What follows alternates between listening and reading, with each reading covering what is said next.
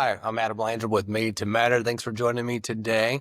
And today, what I want to talk about is this big word. And the big word is adventure. Why every man needs to be on an adventure. So let's dive into this. And I think it's really interesting when we start thinking about the first half versus the second half. So let's think about adventure in the context of the first half. All right. So you're born. I mean, that's an adventure in and of itself. But then, you're a toddler, you start to walk, like you have all these firsts that you're doing. Everything's like a challenge and an adventure. And life is pretty interesting. It's pretty fun, right? You start to learn how to ride a bike. You start to, socialize and make friends. I mean, it's exciting to figure out like who your friends are going to be. You want to make the soccer team, or you want to go play soccer or make the baseball team. And you're starting to grow up, and again you're having these firsts. You get to high school and you want to ask that girl to prom. You graduate, where are you going to go? If you go to college, man, there's this one college I'd really like to go to, and so it's an adventure getting there. And then you major in something, and then you go get your first job, and let's say you get married and you buy your first house and you have your first kid and you get promoted at work, and it's just adventure, adventure, adventure. Like you almost can't move without running into adventure. All right. And then comes midlife, right? And maybe the kids are teenagers, or you're even an empty nester, but you're not seeing the kids as much anymore. Maybe you've now been married 25, 26, 27 years, and maybe that marriage, that relationship has grown a little stale. Not for everybody, but maybe, right? Maybe that is the case. And there's not another adventure that you're bumping into, right? Like work has even become a grind, and it doesn't bring as much of the excitement that it used to be. And you're starting to look around for change. And we're used to these adventures being delivered to us. We're used to these adventures being just there for the taking, and you could almost choose. Now, in the second half, you have almost nothing to choose from. What's different, just like in tennis, like if I'm not saying you play tennis, but I play a little bit of tennis, right? And so if someone hits me a nice ball with pace, I don't have to do much to get pace back, right? I just have to sort of swing through that, and my ball's going to have pace. But if they hit me a ball that does not have pace, I have to now, boom, I have to now put that energy. Did you see that stroke? That stroke is like perfect. I have to put that energy into and to create my own pace. The second half really becomes almost like that. That's sort of like life said, you know what? We've given you all this adventure in the first half. We've filled your agenda up, but your cup is overflowing. And now in the second half, it's up to you. It's up to you. And think about what a lot of men do at this stage. Because the adventure stops, the excitement stops. What do? They blow things up. This is called the midlife crisis, of course. And they may go have an affair. Why? Because my wife just doesn't do it for me anymore. So I'm going to go have an affair, and it is exciting and it is thrilling. And or they might quit their job, and they might go buy the red sports cars. It's so cliche, but unfortunately a lot of times true, and we can relate to that. It's because we have this like adventure desert, and we don't know what to do with ourselves. Well, I have some solutions to this, and again, I hope you appreciate these thoughts. But here's what I've noticed: that a man needs to be on an adventure. It's actually in our heart that we should be on an adventure. And there's this idea that in the first half is that we went from warrior, we went from achieving and exceeding and conquering and doing all these things, and we have this warrior energy, right?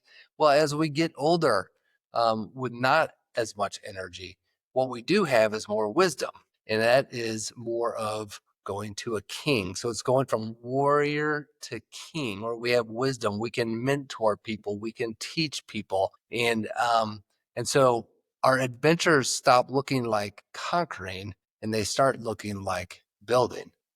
And the term legacy comes to mind. This is more what our soul wants. Our soul wants more impact and meaning. And we want to, and we have the opportunity to be on an adventure, a life adventure where we get to be ourselves, where we can be more of ourselves. And again, it's cliche to be our authentic self, but really at the end of the day, if you break down a lot of stuff, that is what we are looking for. We want to be true to ourselves. It's the number one deathbed regret, is that we are not true to that we did not live a life true to ourselves. This is the adventure of the second half if you didn't live that in the first, and most people didn't. So here are 3 ways of how you live that type of adventure, that adventure that is true to yourself. Every man needs to know their purpose. All right. Now, and I'll unpack this in a second. Number 2 is every man needs to have a vision, big vision, a quest of what they want to bring to the world. And again, I'm going to unpack that in a second here too. And then third is that every man needs to be on a mission. What's next? What is the most important thing that I need to do to get me towards that vision? All right, but let's go. Let's start with purpose. So purpose, vision, mission. Purpose, simply put, purpose is why you exist. It is why you are here. It is your function. It is your superpower. What is your purpose? I help men figure that out, and I have resources to help you figure that out. And then vision.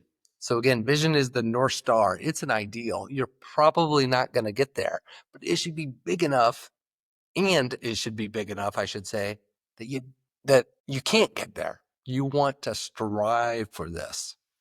Okay. And then third is that mission. And that mission is just that strategic initiative that's going to get you closer to the vision. Okay. That is your current adventure. So I'll just give you an example. I'll use myself as an example. My purpose is to challenge men to courageously live their purpose. Okay. So obviously purpose, purpose, purpose. That's what I am about. If you read my book, The Life That Matters Manifesto, I talk a lot about that. But that is my purpose. My vision is to see purpose accessible to the world. Okay. So I believe that purpose is this really squishy, mysterious thing. It doesn't need to be that way, but it is. And I want to make it accessible. I want to make it easy to understand, and that everyone would know their purpose. Could I impact 100 people? Sure. Could I impact 1,000 people? Yeah. 10,000? A million? Millions? Okay, well, let's go with 1 million. What's unreachable? I want at least 1 million men, and women is fine too. I hope they live their purpose as well. But I want to help 1 million men truly living in their purpose. That would be incredible. Okay, so what is my mission? Well, one of my missions was I wrote a book on purpose, The Life That Matters Manifesto. I am now on my second mission in that endeavor, and I am writing my second book. From that, I am going to hopefully hit a speaking circuit, and on and on and on as I go towards my vision. So I'm on an adventure. Are you on an adventure? Would you like to be on an adventure?